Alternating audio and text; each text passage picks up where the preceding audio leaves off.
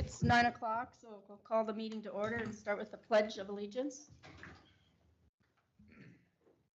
I pledge allegiance to the flag of the United States of America and to the republic for which it stands, one nation, under God, indivisible, with liberty and justice for all. Good morning, everyone. Morning. Minutes were sent out to us earlier, so any corrections or additions? I'm Chairman. I move to approve as presented. Is there a second? Second. A motion by Commissioner Pelton, second by Commissioner Olson to approve the last meeting's regular minutes. All in favor, say aye. Aye. Aye. Opposed, motion carries. And I don't believe we've got the minutes from the special meeting. They're in here. Were they sent out? I don't know. No. I didn't get We'll them. hold off on that. Okay, approval of agenda. Al, do you have anything to No, add? nope. Dave?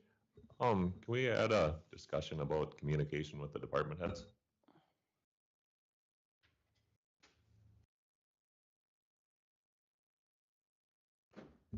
Craig?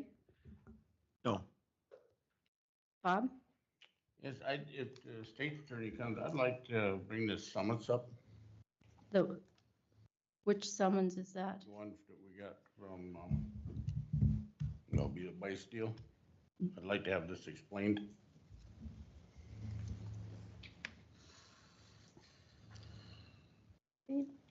And I'd just like to add acknowledging road employees' employment with us.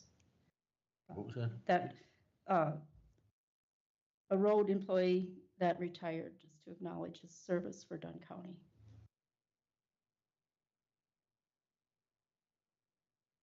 Okay.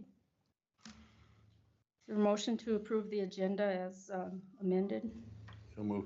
Motion by Commissioner Kleeman, Second. second by Commissioner Olson. All in favor, say aye. Aye. Motion carries. Okay. Move on to the engineer reports. And Carl. Good morning. Morning. Got a few items for you guys today to address. 100th Avenue construction project, the bid opening for that was in March. Bronco Brothers was the low bid on the project. They did begin work in April and expect to be completed in the next few weeks. It was kind of a quick project. They're wrapping up the grading right now, and they've begun hauling the aggregate for the project. I am recommending pay estimate number 2 to Bronco Brothers in the amount of $214,814.06.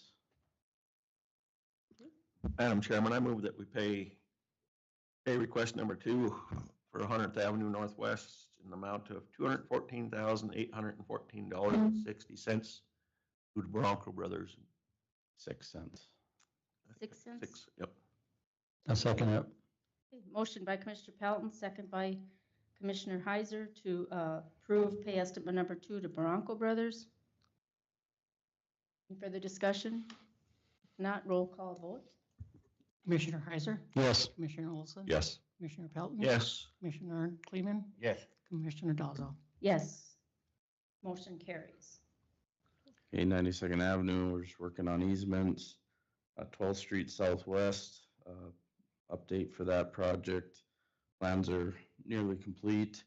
We did receive the 404 permit this week with a couple conditions that I'd like the board to just either have a consensus or maybe require a vote on. The Army Corps is requesting 0.54 acres of wetland to be mitigated via a mitigation bank. I did request a credit availability letter from Ducks Unlimited.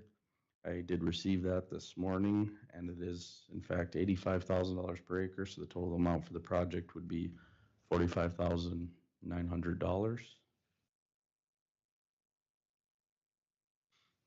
The board's wishes. Madam Chair, I'd make a motion to approve the wetland credits for $45,900. Second. Motion by Commissioner Heiser, second by Commissioner Pelton to approve the wetland mitigation dollars of $45,900. Any further discussion? If not, all in favor, say aye. Aye. Opposed, motion carries. Okay, I will move forward with the invoicing on that. The second condition has to do with SHPO and the cultural resources on the project. They want the sites to be fenced off during the construction, which is not a big deal. They would also request cultural monitoring during the work in the vicinity of those sites during the project, which is kind of an old practice that they seem to be going back to now, according to this, which I'm perfectly fine with. But would the board be comfortable with us hiring like a Beaver Creek or a firm to do the cultural monitoring? I anticipate that maybe being a week worth of the project that they would have to be out there. They won't let you, as the engineer, monitor it? No, we're not qualified for that. They don't come out and monitor themselves, huh? No, they do not. I would estimate that for a week of work for a cultural monitor, probably $10,000. I can get an exact quote, but that would be my estimation based on some discussions in the past. Madam Chairman, I move that we go ahead and allow the culture, what they request to be done. Second. Motion by Commissioner Pelton, second by Commissioner Heiser to go ahead and allow the it's cultural right, Monitoring. with Beaver Creek. Beaver Creek. Okay. Any further discussion? If not, all in favor, say aye. Aye. Aye. Opposed, motion carries. Okay, and then we're gonna continue to work on easements on that project and get a bit of opening scheduled for this summer. 16th Street, not a lot's changed there. We're still working on the 4-4 permit for that one. A significant cultural site. 20th Street, we've gotten through our preliminary design. We do have favorable conditions with cultural and permitting on that one, so we're working on developing those plans and applying for that permit. 86th and 9th and 98th, we're still working through our grading designs. Hope to have a preliminary plan set here soon, which we can go through a review on. And the 2026 projects, we're working on the field survey, hope to be wrapped up soon. We do have the environmental cultural surveys planned for those for next week. And we anticipate beginning the design work as soon as all that stuff's wrapped up. So any questions? Thank you. Thank you. Thanks, Carl.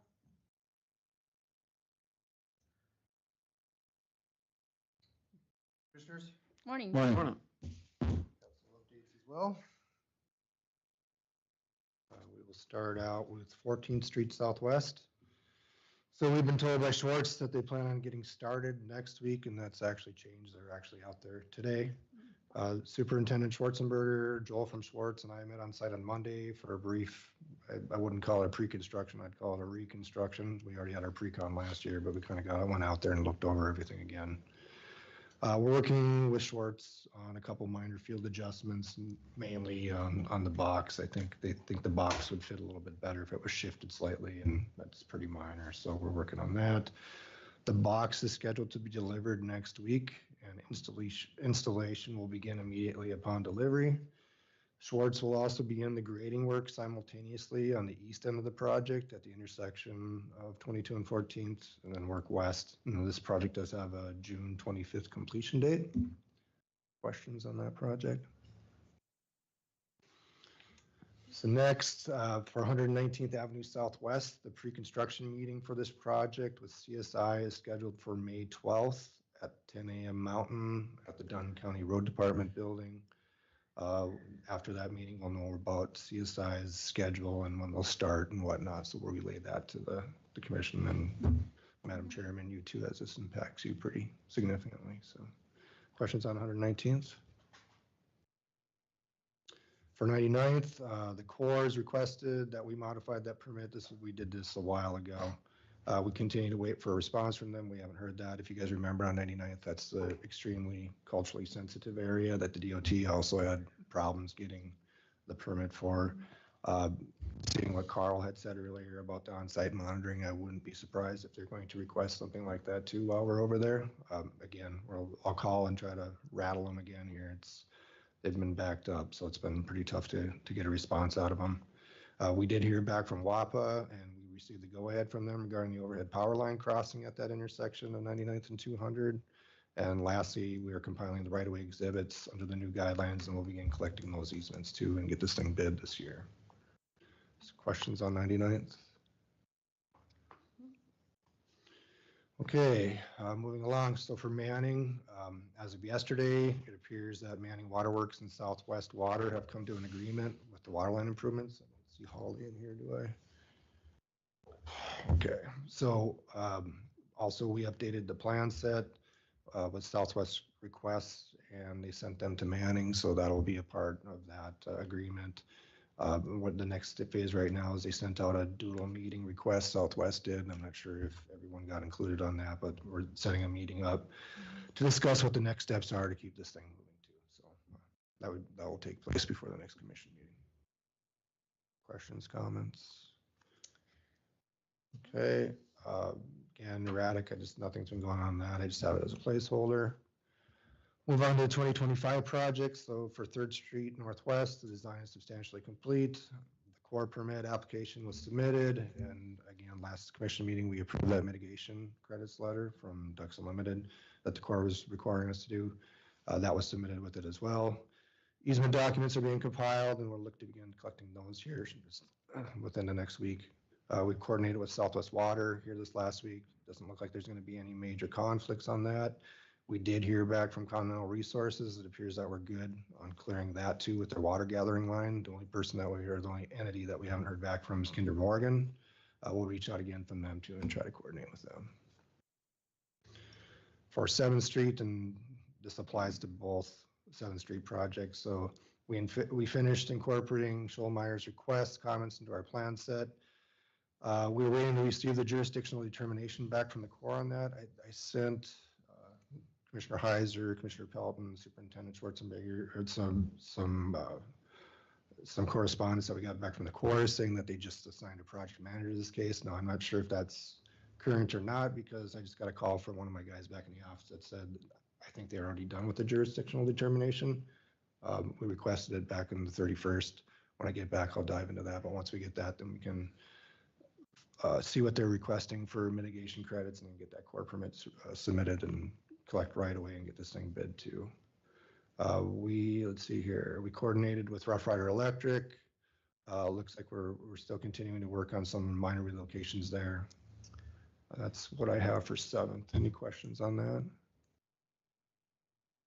Okay, and then last but not least, so for our 2026 projects, we've been working with Superintendent Schwarzenberger and the road portfolio holders on the agreements. I believe we have the agreement for 115th Avenue Southwest and First ready for signature today.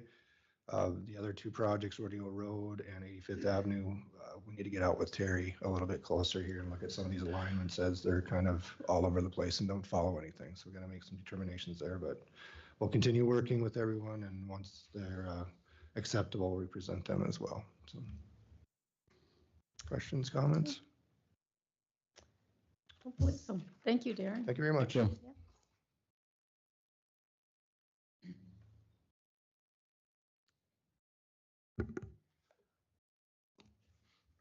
Madam Chair, good morning, Commissioners. Good morning.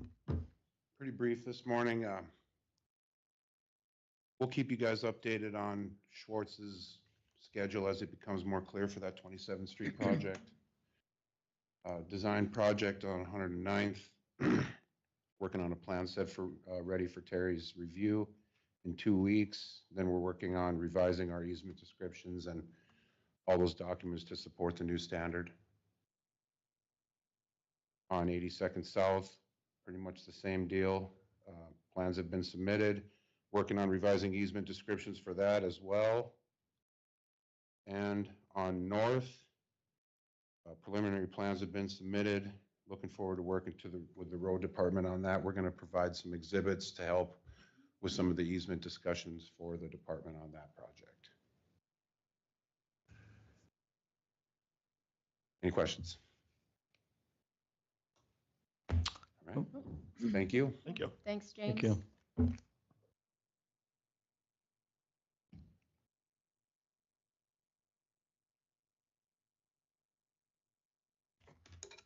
Morning, Good Jared. morning, Commissioners. Good morning.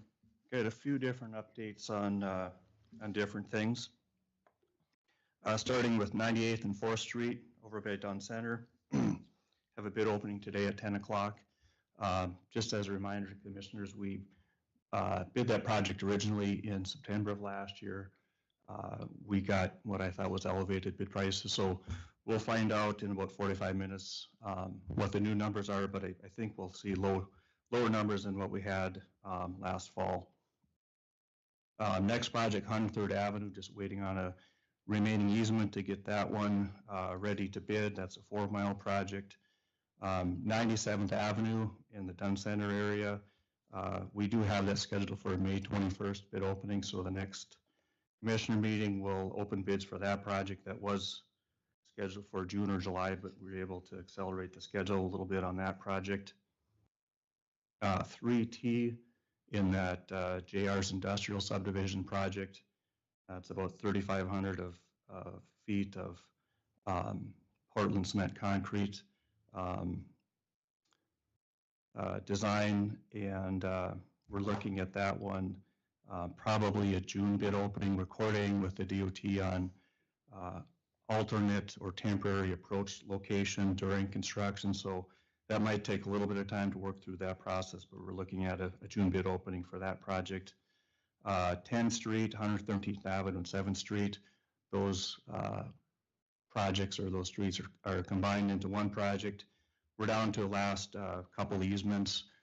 The core permit is not secured, but that is apparently very imminent that we're going to secure that easement. So, or that permit, I should say. So as long as we get the easements, we're going to be ready to go on that project.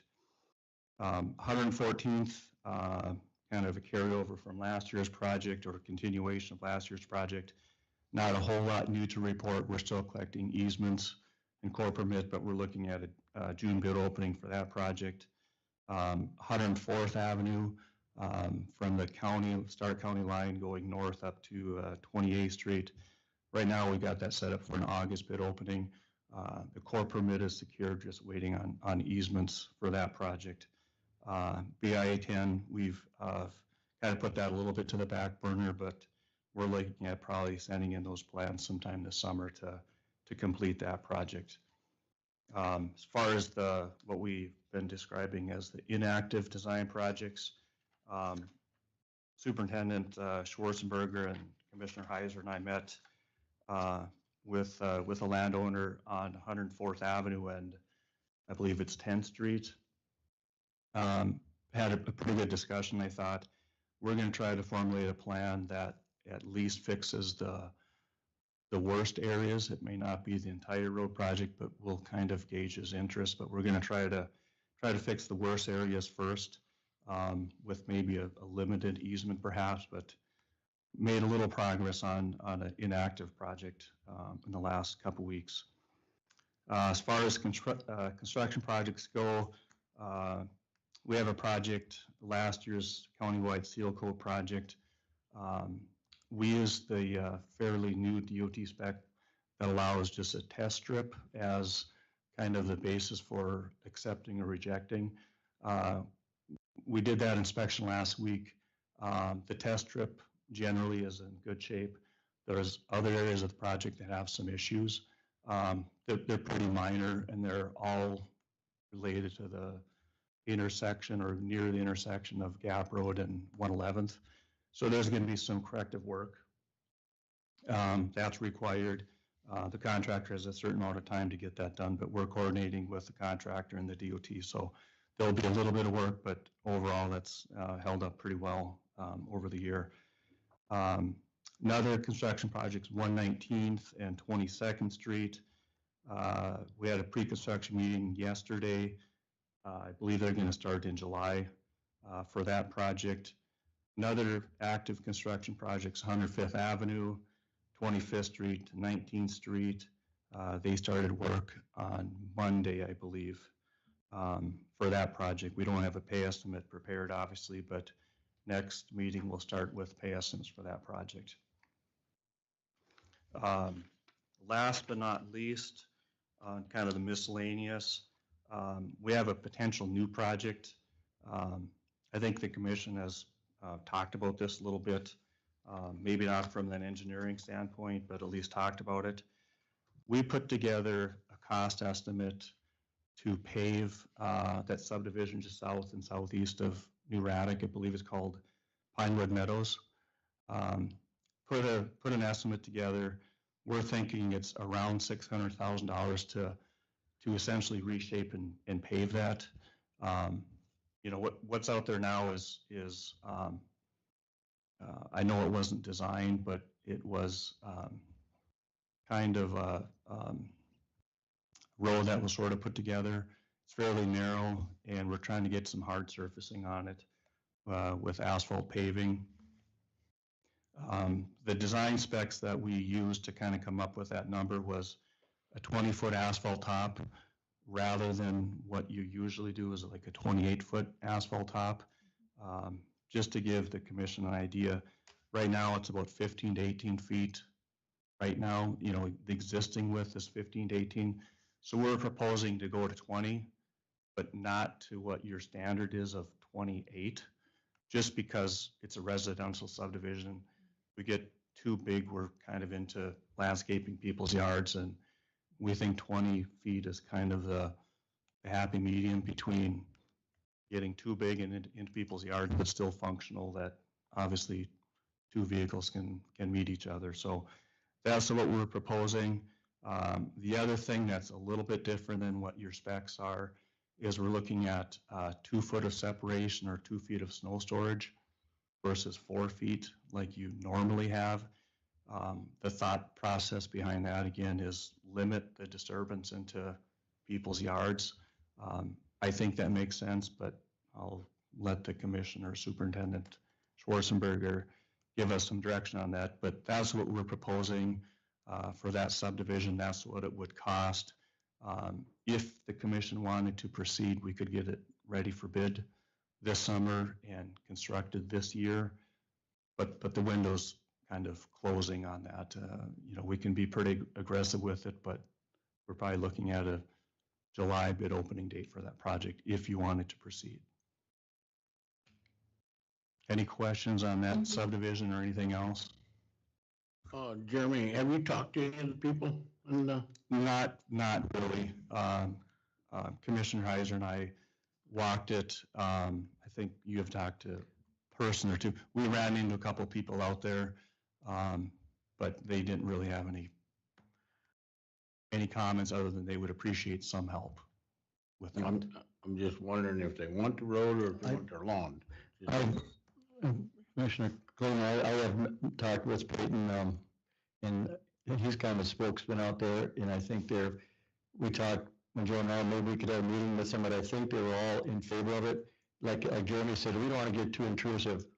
You know, a 4 foot separation is good on a county road, but I think in a subdivision, I think the 2 foot's probably good, and I think it, like I said, won't be so intrusive on the yards. I was just wondering before we do a whole lot about it, make sure that The other both of thing, them are on board. yeah, no, the thing I would really suggest doing is kind of having a neighborhood meeting, because I want everyone to sort of understand we're going to be a little intrusive into their yards. You know, there's approaches and culverts and landscaping that are probably going to be impacted, and you know, if we get a lot of resistance and they don't want to do it, I think we know the answer. But it's hard to rebuild something without that temporary inconvenience.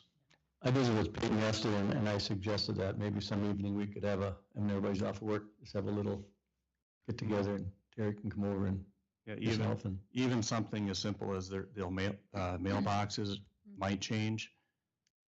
If, you know, people have been there for 10 years, their mailbox is there and they can't imagine it moving 3 feet. Sometimes these little things become big problems. So, I mean, I would love to attend and explain what we're proposing and try to get some buy-in. And if, like I said, there's a ground swelling of opposition, we'll back away. I think that's the right way to go. Yep. The We should current, have that meeting and before our next one, and then we can get moving on it. Right, I guess maybe you can I coordinate. can line it up with Peyton, and I think there's a, Kobosh, I think, is kind of the spokesman there too. But we'll line it up and let everybody know so we can get it taken care of. the road that's there currently, is that the county's responsibility to maintain that road, or is that the subdivision's responsibility to maintain the road? Well, I guess I'll say, it's a public road, in fact, that it's platted as a public road. Platted as a public road? Yes, there's, in Highlands here, I believe they did the subdivision. They platted it correctly. It's a public road, public easement dedicated for it. So unless there's something that I'm not aware of in the subdivision Was there agreement, covenances in the subdivision that said who was in charge of the maintenance on the that's road? what I'm not sure of, but it's a public road. You doubt it? Okay. They've been a big user of our funds for updating their roads that we, in that program we have. Okay. Right. Yeah, that's just, I'll check into the covenances and stuff and make sure who's supposed to be taking care of the road before we start getting involved, and then might have to change things along the way to make it the right way, right? Sure, will do. Jeremy, I have a question unrelated, but the DOT TAP program, we had discussed it a few meetings ago about the road, or excuse me, doing a path from school down towards the rodeo grounds to the bypass. Mm-hmm. And so when I looked into this, it says that the deadline to submit for 2027 is December 31st of 24. Is that, so it's too late, or is there some, do you know Well, anything? I'm not entirely sure, but I believe they have that every year, Okay. towards the end of the year. Okay, But you're right, the application's 1 year, the funding and construction is probably 2 to 3 years out. Because I looked into that too, and Yeah. I believe it's an annual program that the funding lags by about 2 years. okay. And, that's I believe it's 80-20 or 90-10. I don't know Mhm. what that funding split is. But, it's if the commission wants to, or the city wants to partner and put in a walking path, it's probably not going to happen with that program any earlier than 27 or 28. So, Thank you. okay, thank you. Thank you.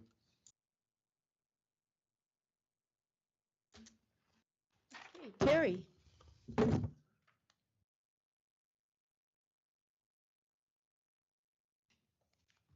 Morning. Morning. Morning.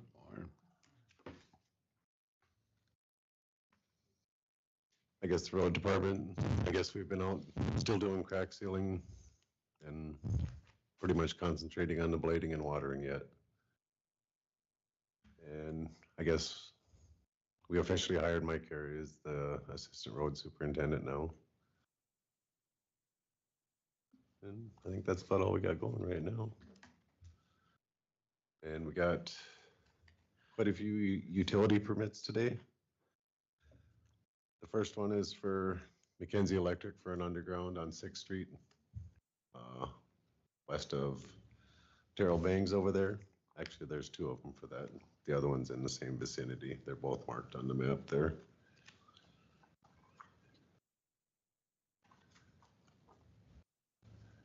And we have 2 more from Rough Rider Electric on 105th Avenue.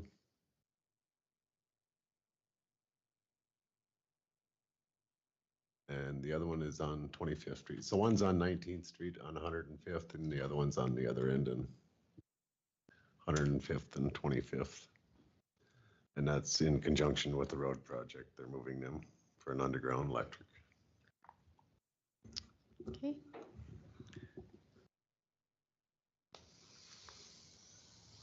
And then on 2nd Street Southwest, it's just east of Larry Knutsvig's on a section line.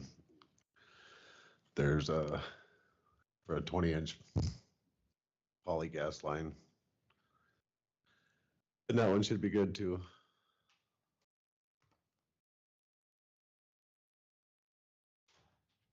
And we have another one on 15th Street for John Lemieux for a southwest water line tap. It'll be crossing underground there.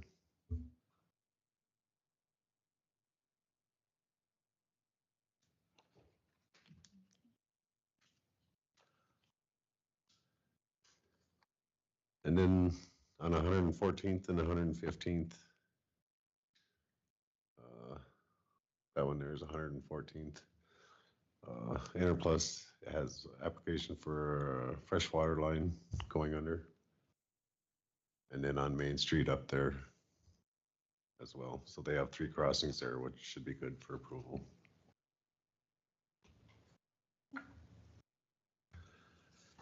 And the other one I'll probably wait, it's for Mackenzie. They'll be up in the meeting, so. So all those are All the rest should be good to go. good and recommended for approval. I make a motion that we approve the permits that Terry just presented us. Second. Motion by Commissioner Kleeman, second by Commissioner Pelton to approve the utility permits as presented. Any further discussion? Okay. All in favor, say aye. Aye. Opposed, motion carries. Madam Chairman, I got one more thing for the road department, Terry can probably fill you into. LTAP had a training up here in Killdeer on the 28th. There was, what, 80 people roughly? Yeah, probably 50 people for sure, yeah. And way it sounds, our guys did a heck of a job of presenting. People were really impressed by what we're doing up there.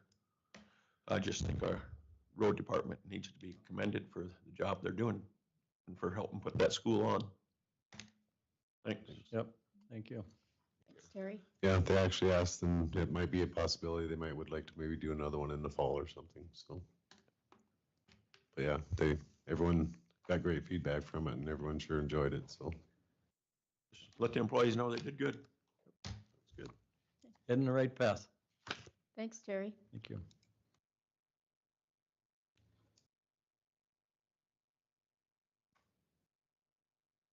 Is Mackenzie here yet? Yep, there he is. Okay.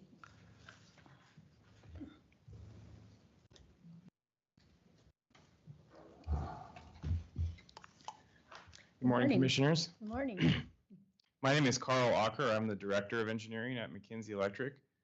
Probably a new face for some of you in that previous representative is no longer with us. So I'm here today to present the overhead crossing permit with 119th Avenue and 2nd Street.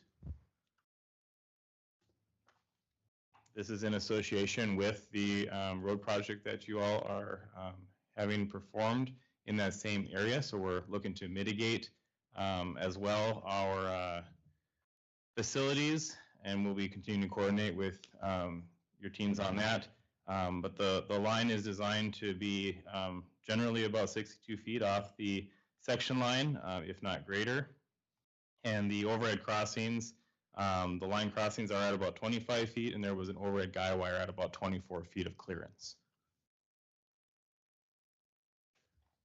Other than that, do you have any questions?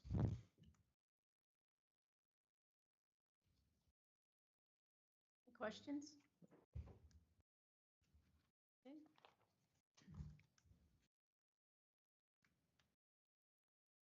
No. Need a motion to approve it. Make a motion, we go ahead and approve McKinsey Electric's overhead line. Second. Motion by Commissioner Kleeman, second by Commissioner Heiser to approve McKinsey Electric's overhead line. Any further discussion? If not, all in favor, say aye. Aye. Aye. Opposed, motion carries. Thank you very much. Thanks. This one was easy. Thank you. Yeah, thank you.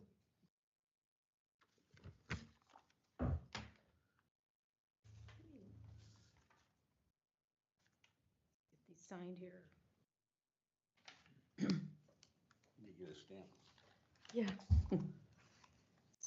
Take about a 2-minute break.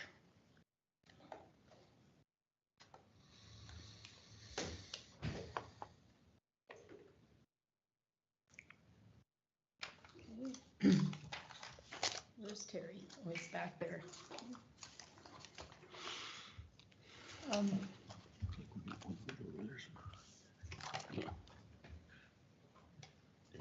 More than one. One of them, yeah, two.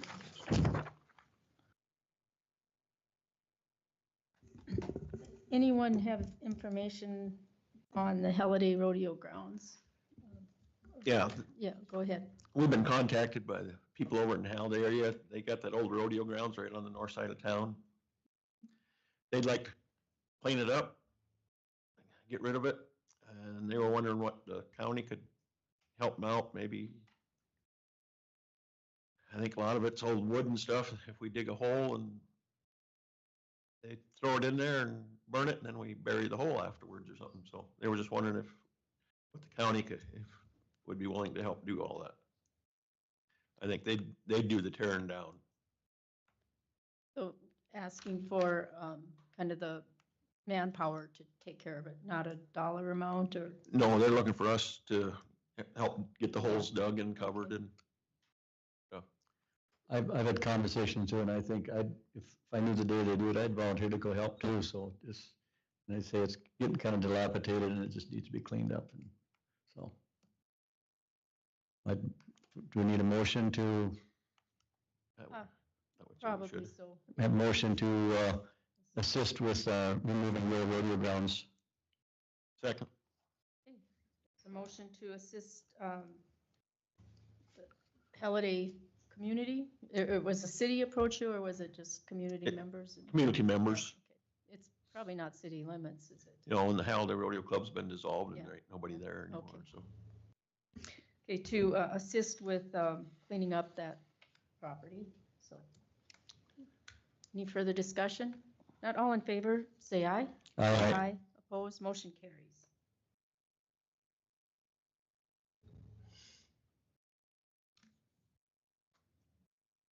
It's done real quick here. I won't be able to read my signature, but.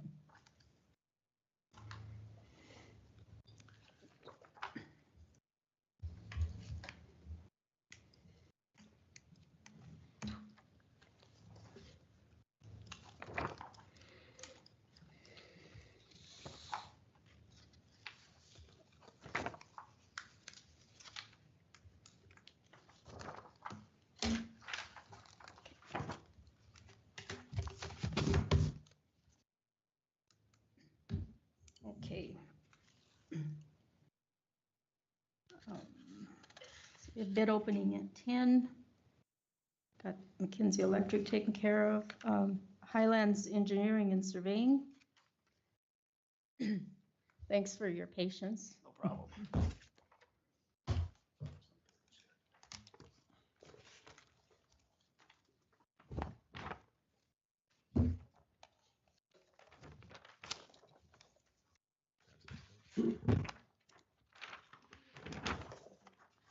Oops. Yeah. Make me feel my off. Yes.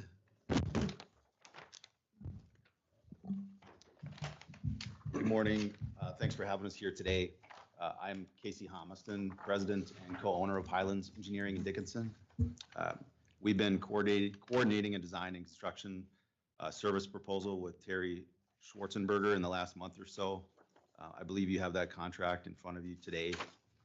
We just thought we'd give you a brief reintroduction to Highlands Engineering and then certainly answer any questions you might have. My business partner and I are originally from Dickinson. We started the company in April of 2007. We currently have 21 full-time employees and 6 seasonals.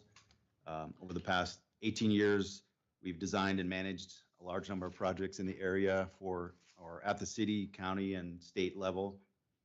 Currently, we're performing construction engineering services for the DOT on the Highway 22 paving project just north of Killdeer. Both Andrew Schrank and Andrew Albrecht that are with me here today are part of our leadership team. They've worked at Highlands for over a decade and certainly do a great job for us. They'll introduce themselves, and Andrew Schrank will provide some overview of the contract that you have in front of you. Thanks, Casey, and good morning, commissioners. As Casey said, I'm Andrew Schrank. I'm a professional engineer with Highlands Engineering.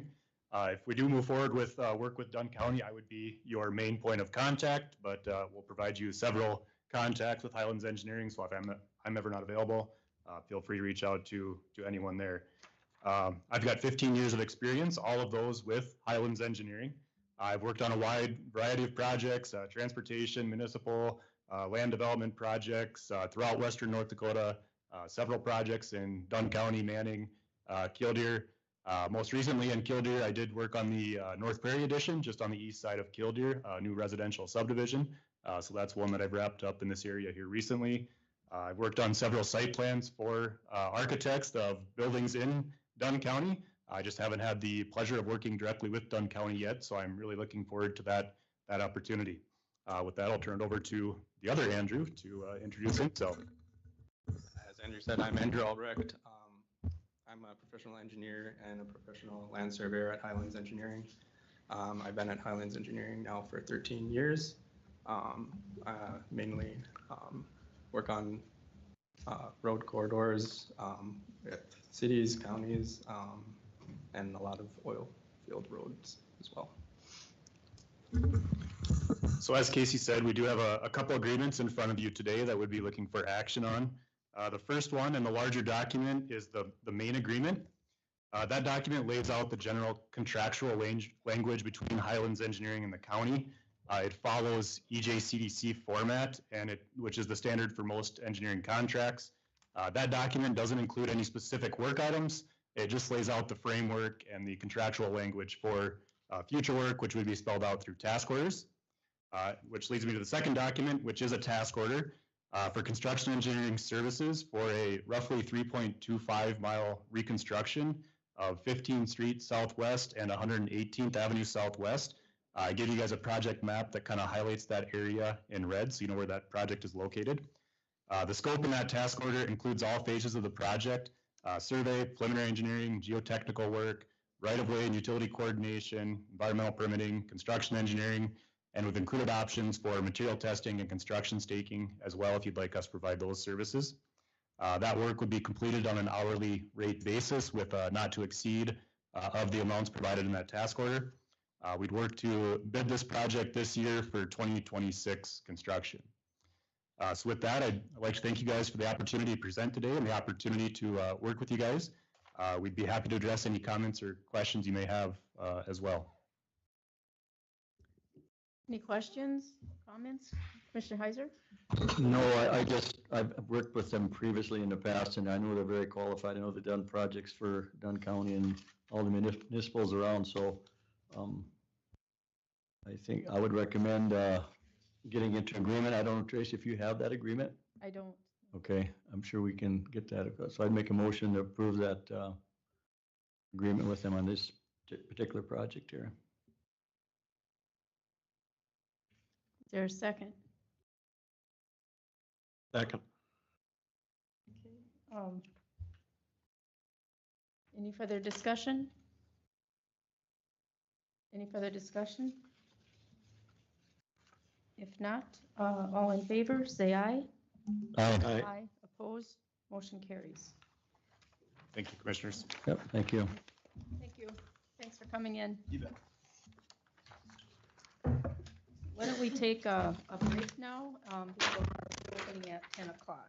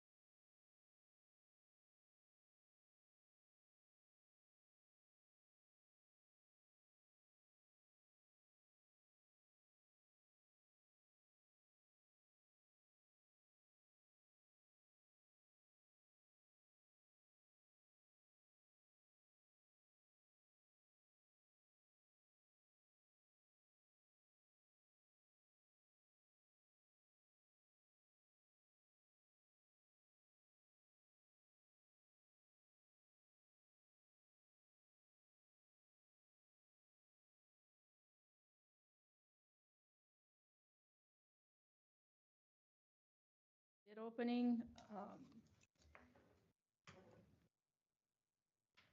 Let's see.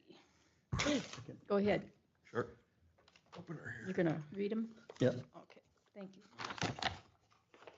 Okay, first bid for the sliver widening and hot mix asphalt in Dunn Center is Central Specialties.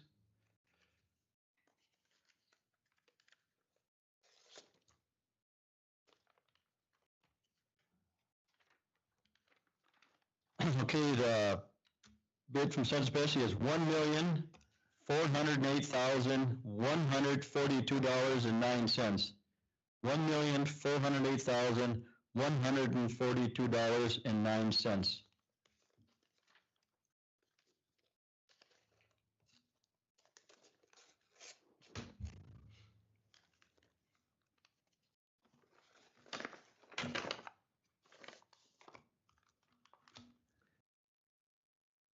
Okay, our next bid is from Northern Improvement.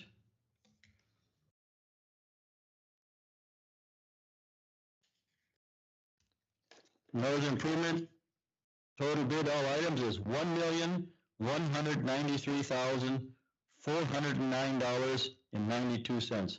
$1,193,409.92.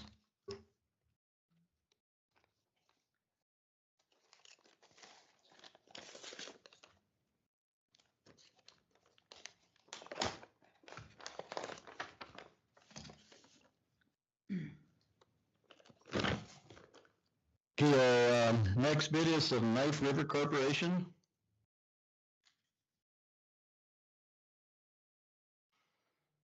Total bid, all items, $1,294,971.10. $1,294,971.10.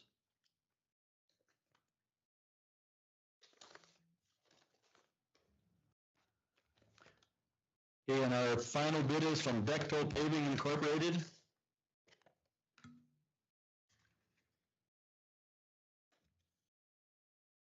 Okay, total of all bid items, $1,026,364.27.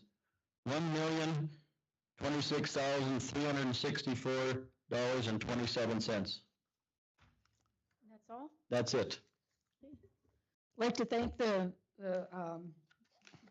companies that bid. We appreciate you submitting bids for this project. And I guess will Jeremy tabulate the bids and report back?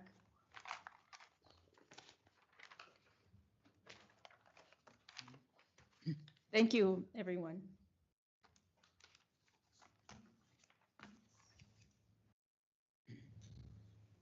Okay, Holly, are you able to come forward now? It's a little bit early, but.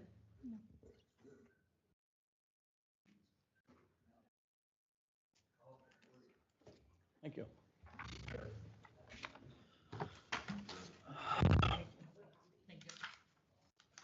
Thank you, Holly.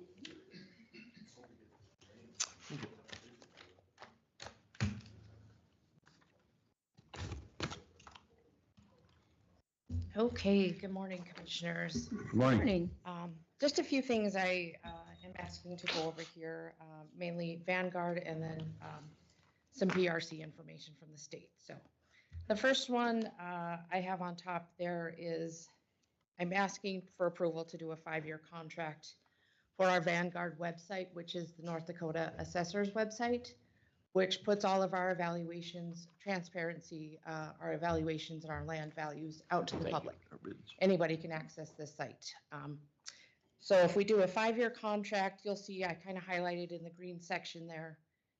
It would be due, this contract starts next year in 2026. It's due February 27th of 2026, and that allows up to, actually allows up to 10,892 parcels, I believe. But we currently have 9,993 parcels that we have on our Vanguard system. So I intend to put our agricultural values on this site next year, beginning 2026 with the approval of the board here.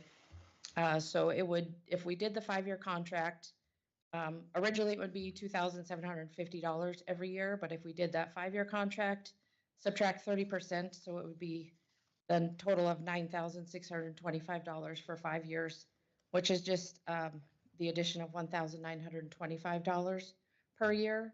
And that would be, and I didn't write it on here, but it's an increase of about $540 from where we are sitting this year, from what I budgeted. So just asking for approval to continue with a 5-year contract so that price does not go up and we still have that access and transparency out on the website for all of our customers. There are a lot of phone calls that are fielded by this website through realtors, insurance adjustments, people that are looking for property information, you know, so I guess, does anybody have any questions on this or the website? So Holly, this would include everything we have right now. This is the 5-year contract that I'm requesting in that green is just for adding the website on that Oh, North Dakota adding, assessor okay. site. That top portion that you see there, the 26, starting at 11,825. I had asked Vanguard to prorate or package all of our modules and system into that. So that's what she did. The reason that 2026 is a little bit less at 11,825 versus the 12,125 for the following 4 years is just due to the exemption module that we opted this year. So we started that a little later in the year, so it took off a little bit of that balance.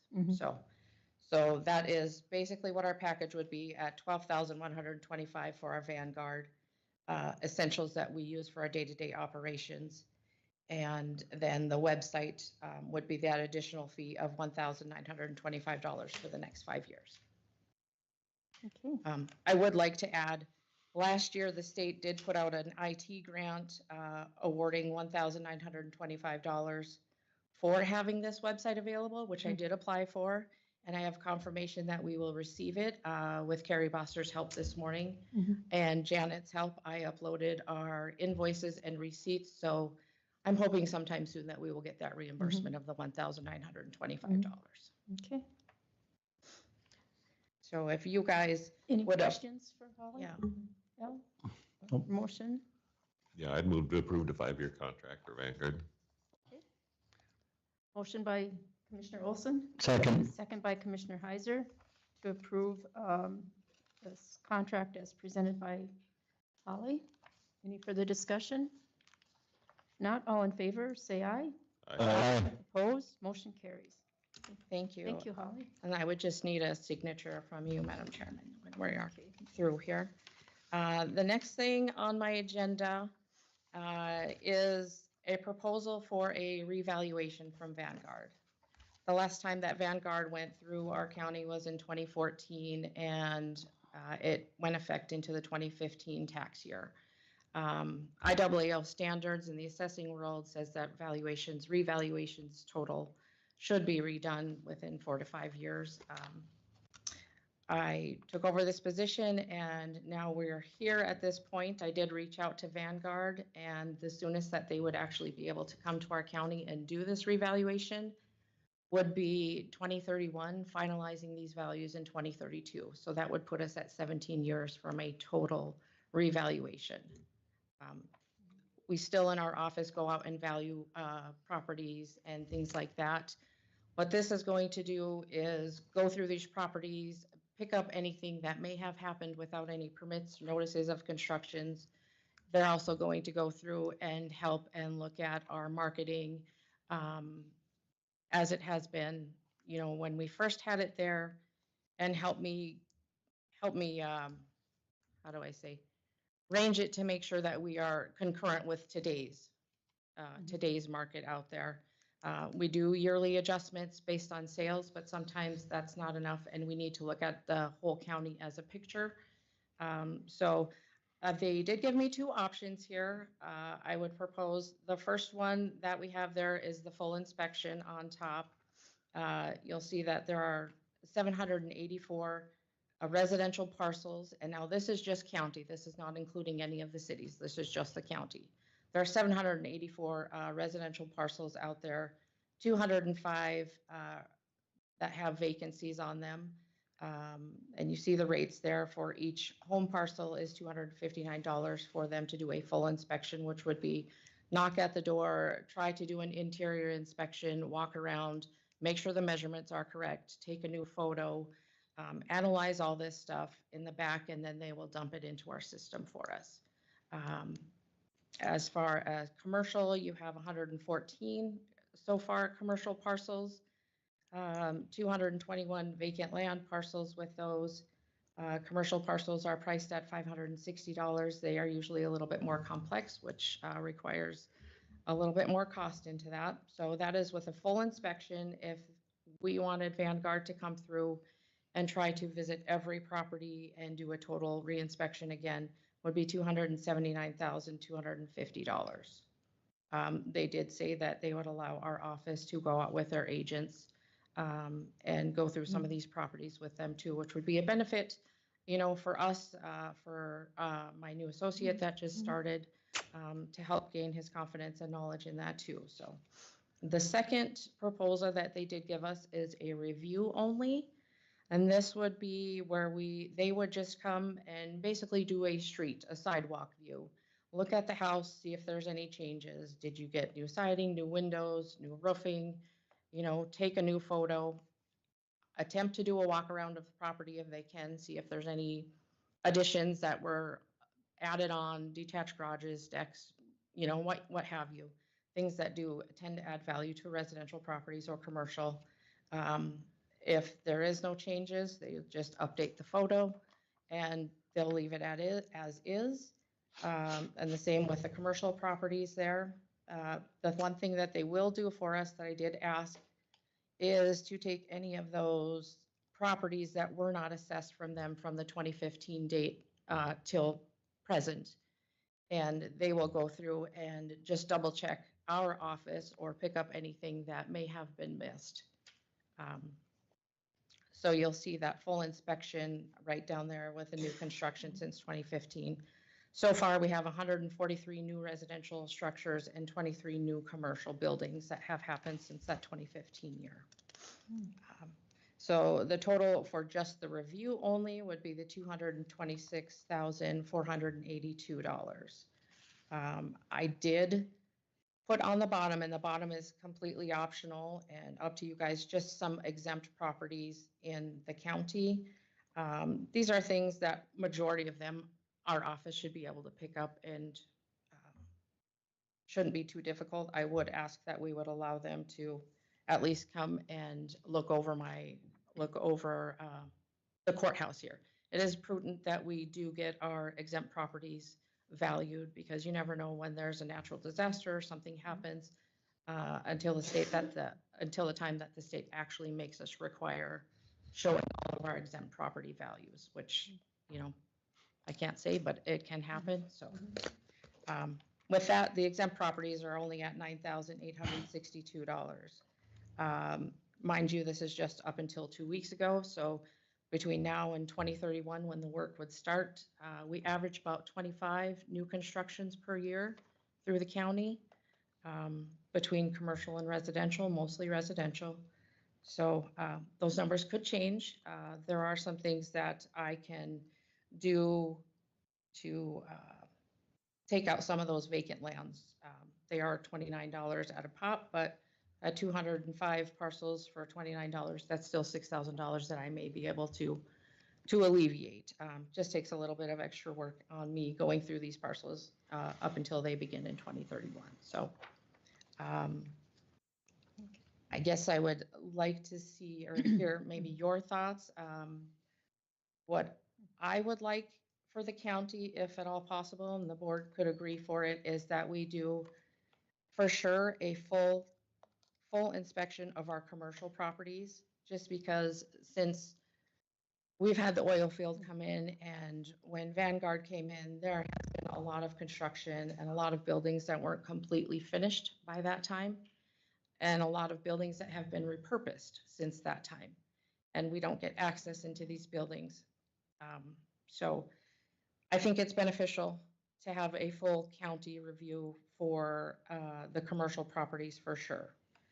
Residential, I would be okay with doing the review only and picking up the new ones that weren't picked up by Vanguard, because they will still be going through these neighborhoods or these areas of our county, I should say. And I have more knowledge now that I can help them with land reviews and things like that. I know it's kind of intrusive, and I still hear things today about the 2014 revaluation about people coming to their doors. It's not our intent to be intrusive or nosy. We're just trying to make the county fair and equitable. So that is my ask, is if the county board would at least do a full county commercial inspection and at least a review of the residential property. So Holly, have you visited with the cities yet, or got that in the works? I have all the cities lined up between this week and next week. So I have that. I actually did do the city of Killdeer on Monday and proposed Vanguard, and they had an outside proposal from a local appraisal and some fellow assessors in the region here. The bid was less than $1,000, but they were able to do it within a two-year time frame, I believe. So they will have that completed. Supposedly, the contract is not signed yet, but proposing for a completion date of 2027 there, which is fine. The U.S. appraisals, Mr. Hirschfeld, and a fellow associate that I also know are more than capable of doing that.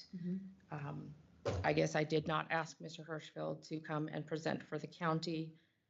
Reason being, there wasn't much of a cost difference there. He may have been able to do it a couple of years prior to that. However, when Vanguard does it, they have access to our software, so it is not an interruption to our day-to-day process.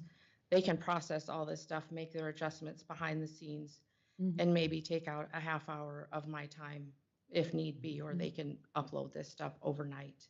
And we can look at the same thing and compare notes. So I guess that's where that's at. If the county would so like, I could ask Mr. Hirschfeld if he would be interested in entertaining a bid for the rest of the county. But I do have bids for each city too. Okay. And I'm sorry, I did opt to leave out the reservation properties just for the fact that the county is not getting any of those tax dollars. Those tax dollars are going to the schools only on those reservations. So, and for the most part, I think we have, what did I have on here? There's probably just a few commercial properties. Yep. There's seven commercial properties that I have up there right now, so. So if we were to do a review of the residential properties with Vanguard, a full inspection of commercial properties, and full inspection of all new construction residential properties. Is that basically what? Yes, that's what I would at least request from the county. The total for that would be $236,377. And what are the terms for payment, or what do they require? I don't remember what he said about the payment down, but it wouldn't start until they actually began work. So they're estimating the beginning of 2031. They would require a certain percentage, and then it would be monthly payments thereon until they are complete with all the work and we are finalized with equalization. They did say that they are willing to work with payment plans if needed, so. Are they locking in these price numbers now, or is it gonna go up between now and 2031? Are these $2031 or? These are the prices. It's just how many more parcels that we are going to have on to add on. So just the parcels. Any new additions. Okay. Yeah. You know, Holly, question too, you know, when you did the full, I mean, was there a lot of people that you hear that you can't come in my house? I mean, so is there a percentage, or is it?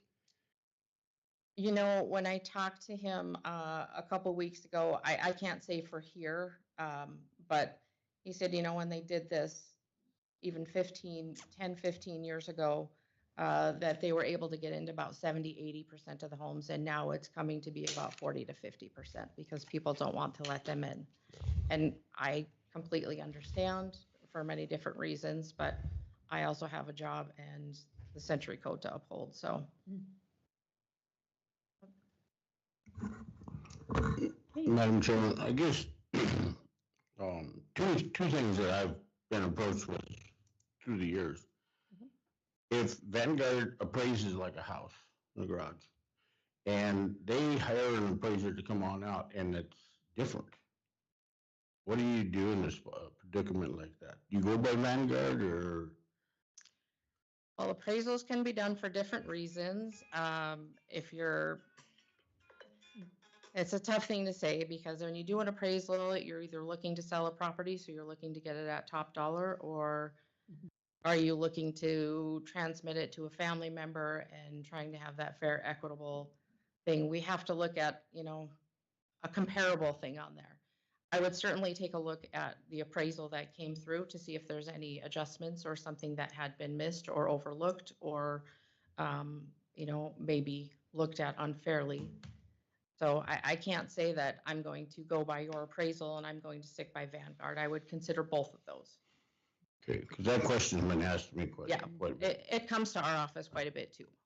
And the other thing is, I've heard, why do we want to paint our house or why do we want to put in new windows when they're just going to appraise our house for more? Well, that's it is a fair question. I understand that, you want your home to be livable and comfortable, but if you are adding new siding, a new roof, and new windows, that does increase the value of your home a little bit, and you would want your insurance coverage to increase with that also, I would assume. I'm not saying that I'm trying to go out and top dollar and say that, I'm going to put you at the top because you just did that, but it does have some effect on how your home is looked at and graded, yes. Just don't paint till after 31. Okay. Just don't paint till after 31. Yeah, yeah. No, but these are questions I get asked, and I'm always going to stop in and talk to you about, but. Yeah, we do too. We do too, and I can appreciate that. Like I said, I have a job to uphold. I'm not out to try to get anybody's tax dollars or their assessment values raised up. I don't do anything with the tax dollars. I just put that value on your home. I'm not saying that, you need to pay more than you do, because that's not fair. So. Well, and the other question I get is, who's Vanguard working for? They trying to get more money for the county, or they trying to, that's just a question that's been asked. Well, Vanguard is a company, as well as Marshall and Swift is another one that is highly popular within the county. They are, they are the companies that come through and try to help us as the county and value things fairly. They're getting paid a wage to do this, so it doesn't benefit them to raise them or lower them. Yeah. No.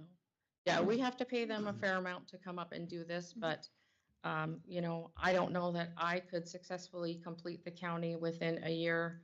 Right now, I couldn't complete the county within a year, not even 2 years. I would need some help. It takes a lot to go out to these properties to do these inspections. We have a lot of square mileage in this county that we have to cover, and not every road leads to 5 houses down one. So, there are times where I can pick up 10 homes in a day, and there are times where I can maybe get to 2 or 3, just depending on the locations and things of that.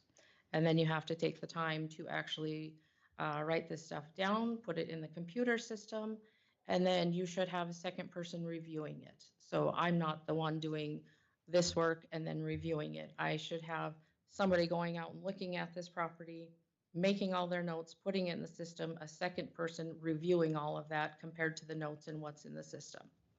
So we do want 2 sets of eyes looking at these things to make sure that we are fair, and nothing is being overlooked there. So Holly, most of the counties in North Dakota use Vanguard in cities, is that right? I think there's maybe 7 or less. A few of them are just coming on with Vanguard now out of our 53 counties, so. That are yes, not. That are not. Yeah. Yeah. Yeah, I mean, majority they're of kind them. of the standard appraisals in the Midwest, United States, I would guess. Yeah, it's hard to get them, and like I said, they are booked out until 2031, and you know, they have our regional area, Iowa, all the way up through North Dakota here, Minnesota, South Dakota, Nebraska. I think they're even in Kansas, so they have a wide array. So I was listening to what you're thinking. You're thinking we'd like to see at least a review on the homes only, full on the commercial, and then you said what on the new? Full on the new? Full on the new. Full on the- Yeah, pick up all the new parcels from 2015 on till present. So that second, Yeah, under the full inspection, yeah. new construction. Because you will be doing, or the proposal would be full on all commercial properties. yes. I would ask for a full on the commercial property, so at the 70,249, a review on the residential properties at 128,376, and then the full inspection of the residential and commercial properties from 2015 on, which would be that 37,752 and the 12,995. And to clarify, the view was just a view from the outside and that's it. Yeah, they did say that if they noticed something that was a way different than it was, they would attempt to knock on the door. Of course, I'm assuming that they're going to knock on the door and let you know that they are there on your property. I mean, somebody's driving into your driveway, you can see them coming from maybe a mile or two away coming down your road. So that would be for sure an ask for me to have them ask these people, and then us as the county would have to make sure that we are notifying our residents that these people will be coming out. I'm more than happy to field calls. You know, I know how people feel about it. I get it. I don't really want somebody walking through my house either, but for the sake of me having to do my job, I have to do the best that I can, and try to at least gain some respect and cooperation from everybody. So, sure. All right, any further questions? I'd make a motion to go on with always, you know, like the review only on the homes, full commercial and full on the new. I'll second that. Okay.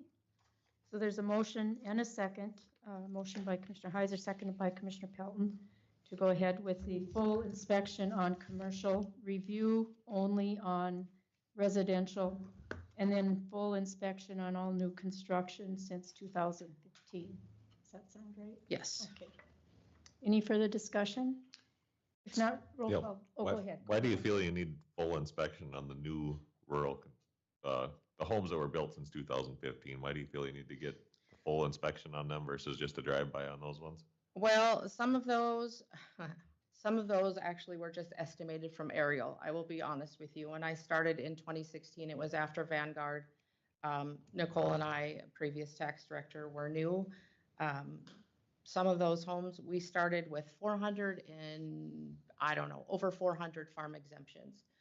And then we started enforcing the farm exempt thing, because it is a state century code thing that we are supposed to be doing, getting these applications every year. And we ended up doing 80 to 90 homes in a year. And some of those properties, we either were gated, we couldn't get into, so they were aerial measurements. We sent out things, people don't send them back. So it's just a second attempt to try to make sure that we have these things correct in there. And also, in all fairness, I was new, you know, I wasn't even certified when I was out going and assessing these homes. I was doing that, and Nicole was having to look over these things. So not saying anything there, but just to make sure that we are fair and accurate on all of the homes. And then these would be ones that Vanguard did not Right.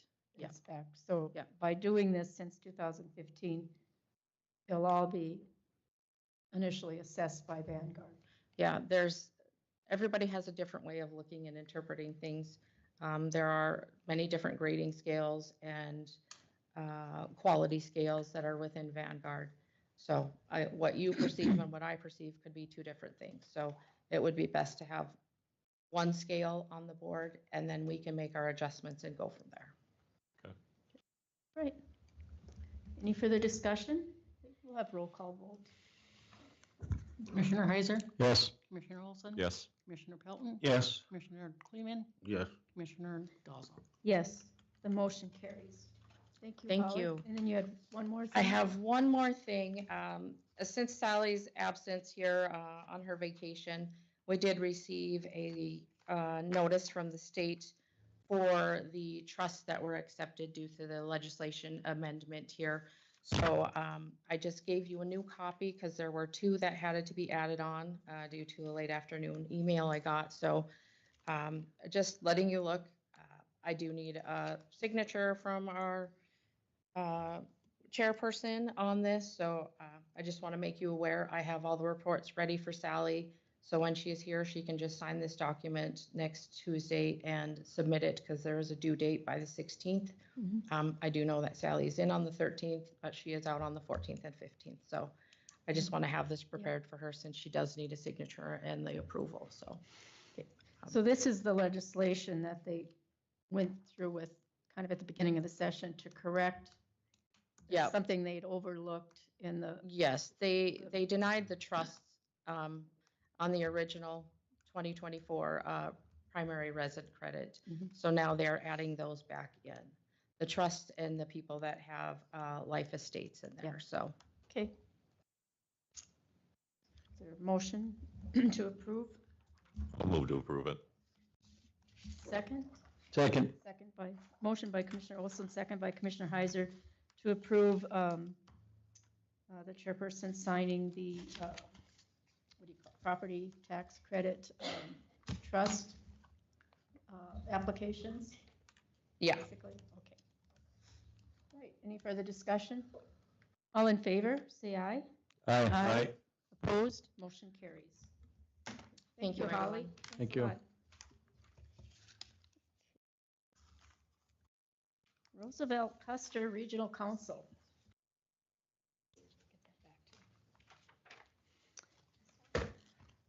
Thank you. Hey, good morning, good to see you. Morning.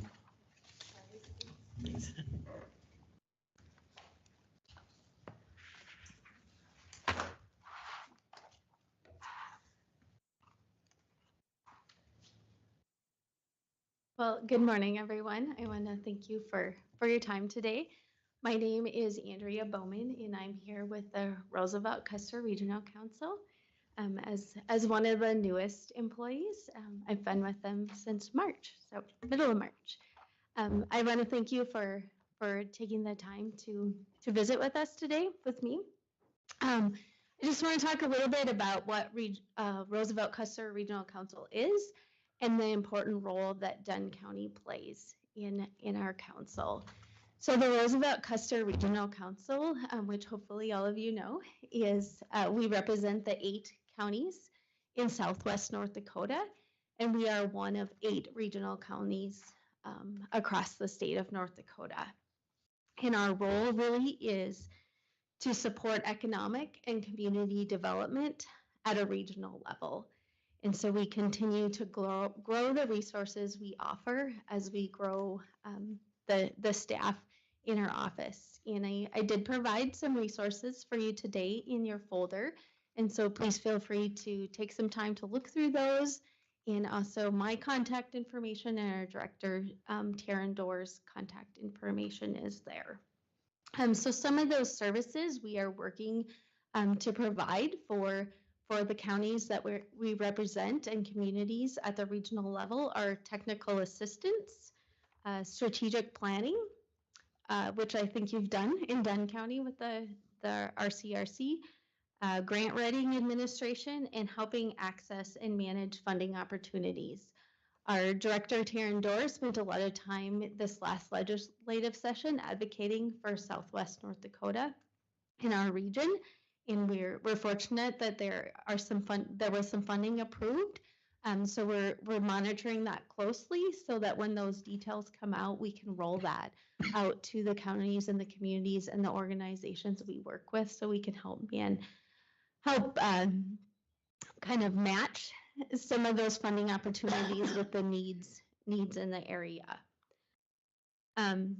Your support, your continued support is important to us in that it's critical because we need to match our economic development administration funding, our federal funding with local funding. So your contribution helps us meet that match and bring more dollars to our area. So as the council has grown over the years and continue to grow in numbers of staff and also the resources we have available to people, as we look back in 2024, we helped secure over $4 million in outside funding for Region 8, and this includes a lot of different things, but to mention a few are infrastructure and fire hall projects, some workforce and small business support. We're continuing with our Wide Open Wonder campaign. Hopefully you are aware of that. We're just finishing our printed regional relocation guide, so hopefully that will be available to counties within the next month. And so thank you for your help on that. We're also finishing up some photography projects with that, so we'll be working in Dunn County with Carrie and a local photographer in the next month and a half as we finish up to get some fresh pictures of the area to utilize for that campaign. We have the State of Region 8 meeting coming up on May 20th, and I want to thank Dunn County. I think right now, as far as registration, you probably are best represented county, so thank you for that. And we look forward to seeing you all in Medora on May 20th, which is coming a lot faster than anticipated. Like, how are we this far into May? And then moving forward, I think we continue to work to identify what that looks like moving forward, but we want to really work to be that regional resource for our counties and communities that we serve, and the go-to place for technical support, helping secure grants, and looking at what long-term development looks like. So we do have in your folder, there is a letter with our request that is the same request as in previous. So we just wanted you to have that information in front of you as you work to build your budget for 2026. So I'd be happy to answer any questions you might have, or at least try to. And my contact information or our director's contact information is in your folder. Looking forward to the event on May 20th. I think that's going to be good. And yeah, we'll sure, I believe, we've supported Roosevelt Custer for years. I think we'll see fit to place that in our budget for 26 as well. So when we get, it's crazy that it's May and we already got to talk about 26 budget, but it's that time. So, any questions? Okay. Well, thank you for coming, and look forward to seeing you in another week and a half or so. Yeah, thank you for your time. Yep, thank you. Thank you, and thank you, Al. Al, you're on our Roosevelt Custer Regional Council Board, correct? Yep. So I think we have a meeting tomorrow, so maybe I'll see you tomorrow. Where is that located? I was looking on my invite, I just couldn't find it. I believe it's a virtual meeting. Okay. I will follow up with that. I could find, okay. Yep. Well, thank you. Thank you. Yep. Thank me, okay, you're welcome, Bob. Jeremy is back with us. See the bid information. So I went back and tabulated the bid, and the as-read bid submitted by Bechtel Paving was confirmed to be the low bid. The number is $1,026,364.27, which if I compare that number to what the original bid was last fall, it's about $400,000 less. So I think we made the right decision to rebid it. I don't think Bechtel Paving has done much work in Dunn County, but they appear to be a qualified bidder. They have a contractor's license and bid bond. Last time I worked with Bechtel Paving was approaching 30 years ago, but, so we don't have a history with them. I know in the past, sometimes the commission wants to do a little bit of background check. I don't think that's warranted this time, so I would recommend awarding it to Bechtel Paving. It's under our estimate by $15,000. I believe they're a qualified bidder, so I would recommend awarding it to Bechtel Paving. Madam Chairman, I move that we award the CP 1304 bid to Bechtel Paving. A second. Motion by Commissioner Pelton, seconded by Commissioner Heiser to award the bid to Bechtel Paving. Any further discussion? Matt, you've worked with them or no? Yeah. Very quality firm. Yeah. Where'd they out of? Mm-hmm. Okay. All right. It was a wise decision to put that off. I wasn't here, a part of that board, but I mean, you save $400,000, that's quite a savings by doing that, so. Right, and if, this bid demonstrates it doesn't work all the time, but if you bid the projects at the right time of the year, that makes a huge difference. Mhm. You know, if we were to bid this in September again, we'd probably have the same numbers, so you guys pick the right time to rebid it. And if I recall, there was only one bid. Yes, Is that right? yes, and anytime you see one bid, and if they know they're the only bidder, you know it's not in the owner's best interest. So we got, I think, 4 bids, and the numbers show. So you guys have made a wise decision to rebid it. We save enough money, we can do that Pine Street over there by Naratic now. Yeah, that's about 3/4 of the cost. Mhm. Yep. Okay, so there's a motion on the table to approve the bid with Bechtel Paving, so have a roll call vote. Commissioner Heiser? Yes. Commissioner Olson? Yes. Commissioner Pelton? Yes. Commissioner Kleeman? Commissioner Dolzoff? Yes, the motion carries. Okay. And Desi?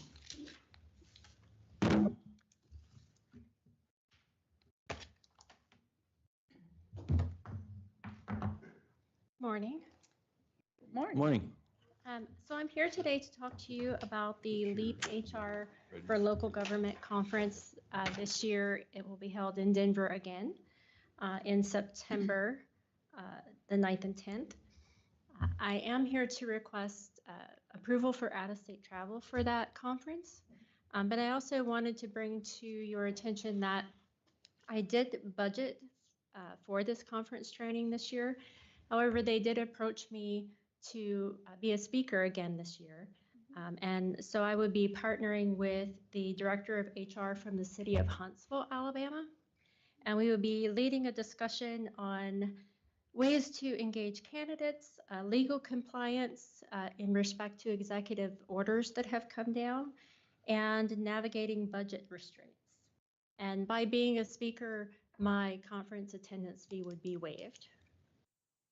Well, that's a good deal. Yeah. Trade them, we'll pay that, they pay the flight. I don't think you want to do that. From Dickinson to Denver is pretty cheap. Okay. So we need approval for out-of-state travel for Desi to attend the conference. Also move that we approve travel for out-of-state or HR. Okay. Motion by Commissioner Pelton, I'll second it. second by Commissioner Olson to approve out-of-state travel for HR Director. Any further discussion? All in favor, say aye. Aye. Aye. Opposed, motion carries. Okay. The second thing on my agenda item was the LeaderGov leadership class. Okay. And I would respectively ask the board to acknowledge those who completed that class. Okay. So Dunn County partnered with the city of Stuart, Florida on an 8-month leadership journey led by LeaderGov. Participants met once a month via Zoom and collaborated on topics like leadership style and personality, goal setting and execution, team communication, and servant leadership philosophies. So we have these acknowledgements here. The first is Sandy Rohde, effective leaders fulfill purpose and achieve results by helping others become their best. Do we just, oh, Sandy's here, okay.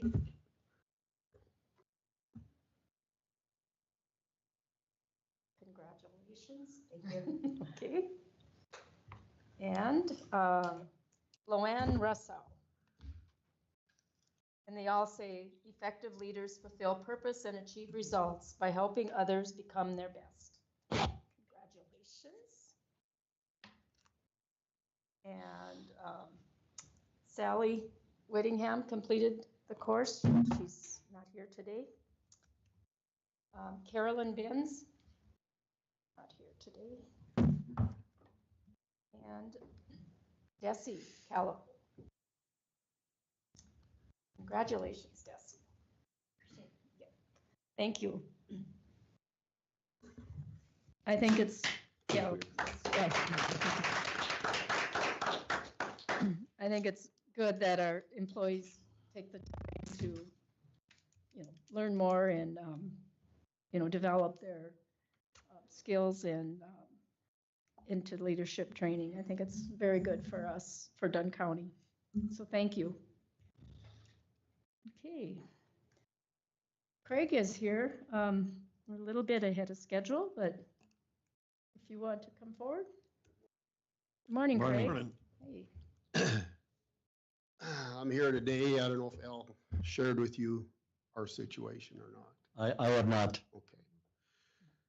We've got a trespassing problem, and it's ongoing, and some days are just off the charts. And this has been going on for years, and I tell people it's what I own and where I live. I own a battlefield, and that's part of the problem. But I own a good share of the Kildare Mountains. That's another part of the problem. And the combined of those two, some days is, you would swear we're telling a fib, but we're not. And the last incident happened the 25th of last month. My wife and I were gone to Dickinson. Amber was gone with her kids to the nursing home to put on a concert for the residents there. We've had contractors in, they've had contractors in. We got gates at the battlefield site that we normally keep closed and locked, but because of contractors, we've had to leave them open. Individual came through those gates because they were open, went into the kids' yard, which is across the creek, let's say a quarter mile from our place. We've had this problem before where they've opened the gate, leaving the kids' yard into a pasture, through that pasture into our mountain pasture. That day, this individual decided not to open the gate. He really literally drove through the gate. He smashed through it with his vehicle. We've got 3 electronic game cams on the road leading up to the kids' place. We got pictures of the vehicle, the license plate. Deputy Gross was out, come out and looked at that. And he says, I don't understand. I said, you don't understand. This is ongoing. And he says, after he takes pictures and takes down the information and sees where this guy drove from the kids' place to where he ended up back in some beaver dams was 1.5 miles past the kids' yard. This is, it's the Kildare Mountains. Anyway, deputy comes back from the deputy. It's Florida plates, we know that. Is he still in the area? We don't know. Gotta believe he's an illegal. Anyway, what we're looking for is a ruling from you folks. At some point, the county road comes to a point at a cattle guard. From that point on, I believe it's listed as private road, but public access to this grave site. We need you people to look into that. Maybe the state's attorney needs to get involved in this to look at it. We would like it from that point on that it's closed to vehicle traffic, but walking access only to the grave site. Is that doable? I don't know. We're looking for you guys to look into it. Do a thumbs up or a thumbs down for us. So in the future, if we decide to do this, can we do this? But if it's ongoing. Another issue we have with that grave site and the guy that mows it, we see it, people get out this time of the year, we all know it's dry. We see cigarette butts there. And that's an ongoing issue. I don't know, we got a problem. We're looking for some kind of relief. You know, we just throw up our arms and say, you know, what the hell do we do next? You know, what can we do? We've got every approach leading off the county road, off the private road, to a pasture, to a field. We've had to put up no trespassing signs on those approaches, even though we got them back down the road. Incident last summer, I believe it was in July, 3 individuals came to the grave site, left. I'm coming from the kids' place to go back to our house. These guys are in a field looking for artifacts. So I take issue with it. I call the deputies. Deputies come. These guys wanted to argue with me. I ain't having no conversation with these guys. Deputies get there and they're arguing with the deputies that where they parked their vehicle on the road and walked through the ditch, that there wasn't a no trespassing sign right at that spot, even though 100 yards either way there was approaches with it. And they said, well, the landowner didn't let us know, and the deputy's pointing to both of these signs. Yes, he did. This is what we deal with. I ain't gonna say every week of the summer, but June 1st comes and the people come, and we're dealing with this. So I want you guys to look into this, get the state's attorney involved if you have to. Look at this. Can we close that road down where the county road ends and the private road begins, which is listed as private, but public access? Can we limit it to walking access that last half mile to the grave site? So that is a section line then? There's a Yeah, section line that's there. what it is. Yeah. Okay. Yep. You know, Terry and I had the opportunity to go out and look at it, and where Craig is thinking on probably putting that, and like you alluded to, is a lot of times there's campers come in and they're trying to turn around his yard, so I think he would probably designate a spot where the traffic can actually park and walk in. It's not that far in there. I mean, and then they could get in and get out, especially with a camper, and try to turn around the yard, then they can keep the gate closed. So I think his biggest question is, can we do that? I think once it leaves the county section line to private, I think that's a legal question, but I would sure be in favor of, if Craig was, is to put a spot, at that spot, they could park their campers, park their whatever, walk in, do what they need to do, walk back out, get in and leave. There's actually more room at that section line on the north side of that road, county road. That's more area there than what's available at the grave site now. Okay. So we need you guys to look into that and give a thumbs up or a thumbs down for us. Yeah, I think we can sure take a look at it and see. I know section lines, you know, are open to the public, but it doesn't necessarily mean driving. You know, it can be walked as well. So. Well, once they leave the section line, they're on private land, according. They're on private land, and it's a good road. I mean, it's a road that leads to our place, and we're looking for a ruling from the county, thumbs up or thumbs down on this. If we decide to do this, can we? Okay. This person literally drove through the metal gate and bent the metal gate and just kept on going. So that's getting pretty intrusive when they start running through metal gates. Yeah, Amber said, Dad, I don't feel safe anymore. Yeah, we've been there for a number of years. Yeah, it's terrible. So anyway, thanks for your time. Look into it and get back to us. Yeah, we sure will. Okay, Thank you. Thank you. Yep. Thanks for coming in. Ryan is here. I guess we can visit with him.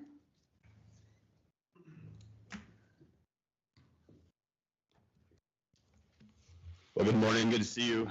Good morning. Morning. I've come this morning on behalf of Sarah's traveling. She is logged in online, so you can yell at her if you don't want to yell at me, so to speak. But to present, and you have in front of you an updated burn restrictions to go ahead and lift the burn ban at this moment is what's we're being presented. As the Western Restrictions Group, as we call ourselves, or whatever, met on Monday, we discussed various things and items that we tried to talk about as the projections go for the moisture levels, as far as the drought outlook and how things are at this point in time.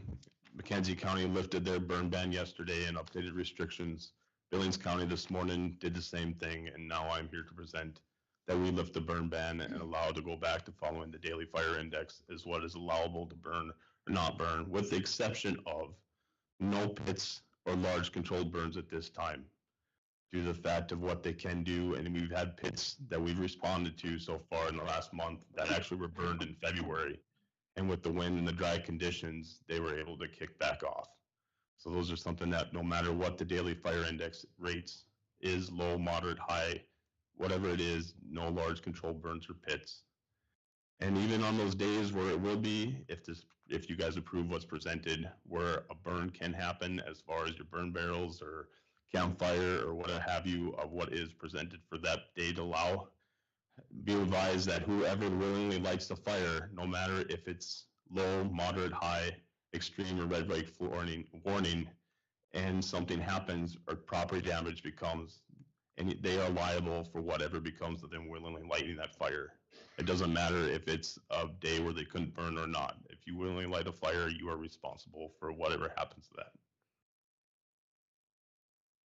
Do you find in the past people kind of honor if it's a red flag or red, or they just? There's an extreme small percent that you can't tell me what to do on my property. But then for the most part, the ranchers, the industry has gotten better. They know to watch the weather and what to do, because even on a low, let's say today, for instance, with what's restrictor put on, today we're actually high, where you cannot go light your burn barrel, so to speak, if this gets passed. But tomorrow's not going to be low. Tomorrow's one of those where I'm going to be like a first calf heifer wandering around watching the wind and the low humidities. But let's say today was low and you lit a fire today. Well, if you would have called in and asked me, so to speak, I'd say you can. However, I would not recommend it by looking at the extended forecast to make sure that, because you are responsible until that fire is out. And I don't know if everybody's going to sit there and watch that fire till it's out, but what could happen tomorrow when the wind picks up and humidity values are in their teens, it's still on you, even though you burned it the day before. So as long as people are fire weather aware, which is something we need to preach this summer, we tell you there's 2 ways out of a house. You make sure there's 2 ways out to get out of the way too, because the forecast does not look good. And our public has gotten pretty good about calling our fire chiefs and asking and telling them they're burning. I would think too, with all the fires around and what's been burning, I'm sure people are kind of hopefully aware of the risk that could happen. Yes, I don't like seeing it in the media because that means things aren't good, but at least it's there. And these discussions will be happening as we meet too. And hopefully we can present some more information later as we go on to just for education. And so people know that we are still looking at this, we are monitoring the situation, so that if something changes or all of a sudden Noah's Ark has to get built and we're really good and green, that we can maybe even lift restrictions some more, or if the way things look, if we have to go back to a full burn ban or not. But as long as we're presenting information and people know that we are watching the situations around us and we know what's going on. Because if you read or look at the articles too, the state resources are pretty strapped right now. So mutual aid is a big deal for all of us too if something happens. And luckily, thankfully, like you guys as a county, no matter who's been a commissioner in the past, have always let employees go. Road crew shows up and everybody helps. And we really appreciate that. So we're in this together, and hopefully this step will help people kind of get the burn bug out for a while, so to speak, or clean up some net wrap. That's the major call I've been getting about is I got a pile of net wrap and I need to burn it. Well, just hold on. Hopefully there's some green grass. So with this step, we're hoping to kind of get the burn bug out of the way for a while and see what happens. I bumped into Terry in the parking lot this morning. He told the guys make sure the water trucks are all full. So he stays on it. So. Okay. So your recommendation would be to lift the total burn ban and go back to the fire index with the exception of no pits or controlled burns. Or large controlled burns, yes. Okay. And then if you're looking at too, there's caveats to say where you can travel off-road or do a few things on high days, as long as you are carrying some water, fire extinguisher, have something, if something does kick off. Because our most recent fires have been from flares from oil wells. One neighboring driving off-road one day and he did start a fire, but it was on federal land, so then he is being presented to go to probably federal court for that situation. And just for public's information, there's a maximum sentence of 30 days in jail and a $1,500 fine if they violate any of the terms of the burn ban. Correct. Okay. Any further discussion or questions?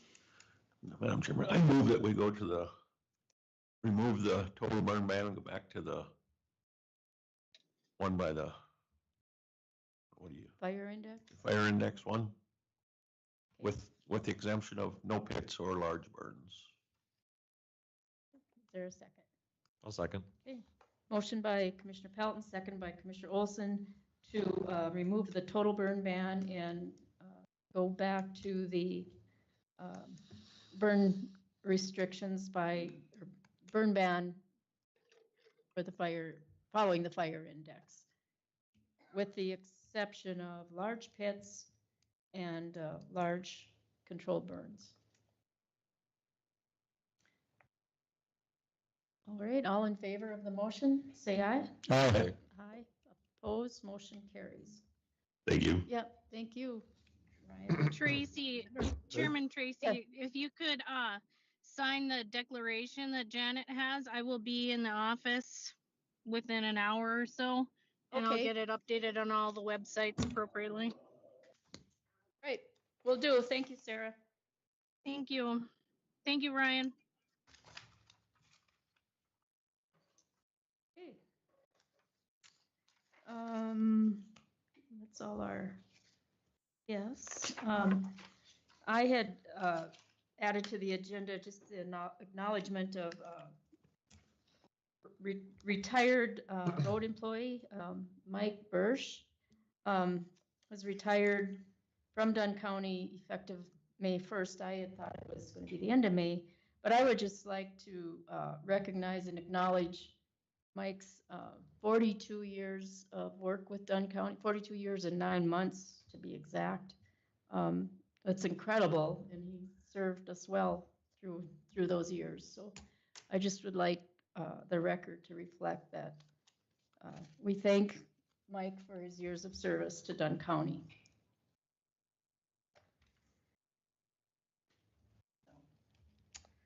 All right. Dave, discussion of department heads. Yes, I sent you guys all out an email a few weeks ago. I think you guys all got that. And I got to thinking after last meeting where Desi had come in and she asked for additional help in her department or whatever. But part of the hang up I got is I don't know what the department heads are doing on a daily basis. I don't know what their challenges are, struggles are, that kind of stuff. So one idea I had was maybe asking the department heads just at the end of their week, send an email out to all of us, kind of let us know what they're working on. This is something our school superintendent does for us, and it just kind of helps us keep informed on a more daily basis on what they're working on and what's going on, and keeps us updated a little better. And that way, when you do come ask for additional help for this, that, or the other thing, we got an idea what they're working on. Because I don't know, I've got a lot of different portfolios, and I talk to them when I can, but it can be a month between when I talk to somebody, you know, and I don't exactly know what they're doing day to day, and I don't think they want us working with them day to day, micromanaging or anything, but just strong suggestion that we just get more updates from them to kind of keep us in the loop, so when we are asked to make decisions, we're better informed on them. Well, I guess, I don't know if that, I'm all for, communication and things, but, I believe, each department head, each employee basically has a job description. And, we have that. We also have portfolio holders. And I feel any one of us can go in and talk to any of our employees, visit with them if you have questions. But I think that's putting something on them that I feel we trust our employees to do a certain job. And, the day-to-day activities, if I have a question, I have no problem going to any of them people. So I just feel that probably wouldn't be good. It's almost like I know it's not intended to be that way, but I feel that it would just be something else that they'd have to, I got to sit down and put down what I did all week or what, so I don't really agree with that idea. I would encourage each of us to visit with department heads when we get a chance, if there's questions. But I think, I think that would be maybe a little bit overboard by having that requirement every week. And everything, changes. I mean, it would be hard to track. I don't know what that would exactly say, other than we'd be better off visiting with each employee if we had questions. Okay, you got a better way then to know, so like, I mean, I'm using an example, you ask for additional help. I don't know what you do on a daily basis, so I've got to justify it on my end, other than just taking your word that you need help. How do we justify it to people that ask us when we don't know what she's doing on a daily basis? How do we justify it? Well, I feel, I met with Desi, or we did. Yeah. Sat down with her for over an hour, and then she outlined, she had a whole list of things with her, what she was requesting. I think any day, things, I don't know that would make a difference. That's why we have portfolio holders to ask. And I think it took a lot for Desi to come forward and put all that information together. She sat down with us, and the decision, was at this time not to do anything for that additional help. But I don't know. We can visit with our employees at any time. So. I think that by requiring that, probably not a good, not necessarily showing, use the word respect, but I think it would cause a little bit of morale issues too. Yeah, and I'm not even. And I know you don't. I'm not trying to. No, I know you're not. I know, but I think it would be a And bit maybe overboard and maybe we don't make it as a requirement right now, but strongly encourage it. Just kind of let us know what you guys are doing to help us keep informed on what's going on. I got a suggestion. I know they have department head meetings. Right. I think, maybe if it would be acceptable, maybe a couple commissioners could sit in on them every quarter just to kind of find out what everybody's doing. If at least if somebody asks, I'm a new commissioner, people ask me, what does so-and-so do? I don't want to offend somebody by coming and say, what do you do? What is your job description? I think people get offended when you ask them that, but me as a new commissioner, if somebody's going to ask me on the street, what does so-and-so do? I have to find out. If I don't find out, I'm not doing the job that I was elected to do. So if I ask a lot of questions, it's just because, I knew how the county worked that I come from, but every county's different. So if I ask questions, I hope nobody gets offended that I asked a question, because, and maybe I think it'd be good if every quarter, maybe a couple commissioners sit down on department heads, just kind of see what they got going on. Maybe they got some issues that we could help them with. So, it's just a suggestion, so.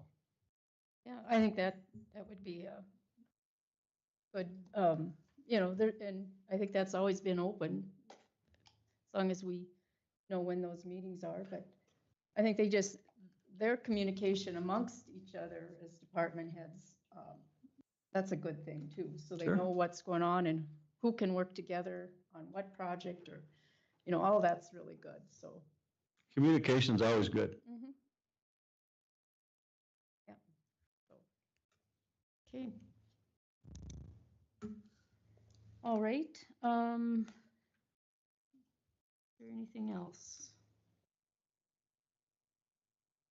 That approval of the vouchers for payment of financial report, I guess we can. I think you passed out some information on our financials. Sally isn't here today, so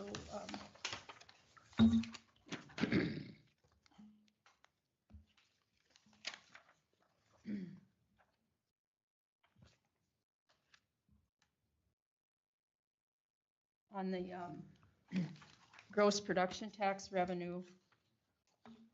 So we're 34% through the year as of the end of April, and we're a little over 35.5% of our budget. So we're hanging in there, but I think with oil prices dropping, we're not gonna see the $8 million extra like we did last year, the way things are looking right now.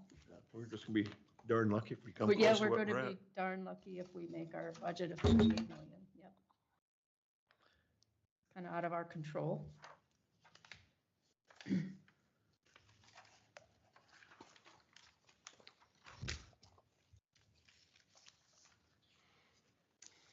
the vouchers. Anyone has questions? I've got a question here on the capital projects. I see the sheriff's not here, but we've got vehicle setups. I mean, does the sheriff not budget in his own budget, or how does that work? And why does it come out of capital projects? So and this goes back a few years where we've budgeted the federal mineral royalty money. We budget the sheriff vehicles and set up, I think it's through Guardian, using some of those monies because federal mineral royalty monies can be used for emergency services and public facilities. Okay, So we just, yeah. I just asked a question. I thought it was kind of odd, but yeah, it makes sense. Yep. Thank you.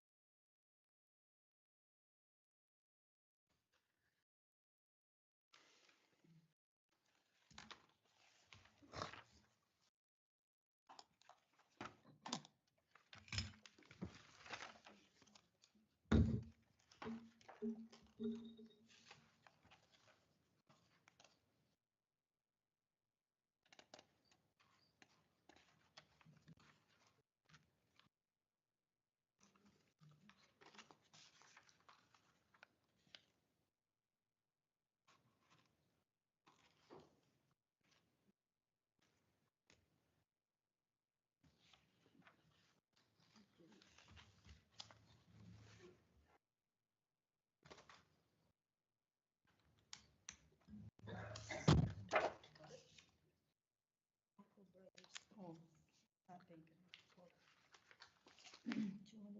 Yeah. So, under the road vouchers, the 100th Avenue Northwest pay estimate number 2, it says Bank of North Dakota, it should be Barranco Brothers. And I know how that goes, you type in BA and then boom. So, that'll make that correction.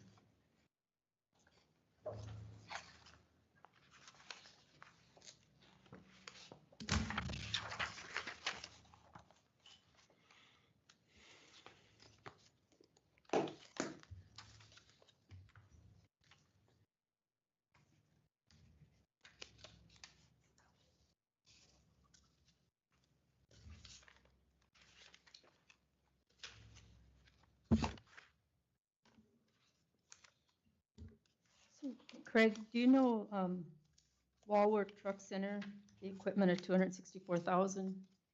That was. I think we got a new truck, didn't we? Two. Okay.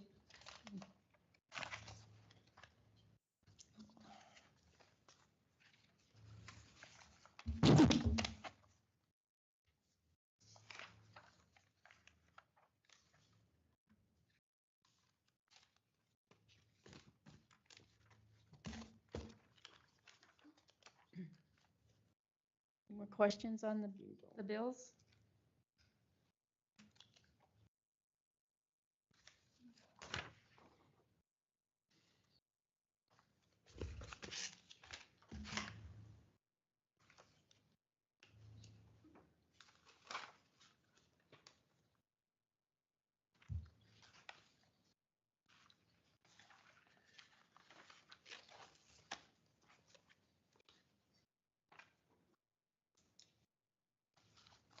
Madam Chairman, I move to approve bills as presented.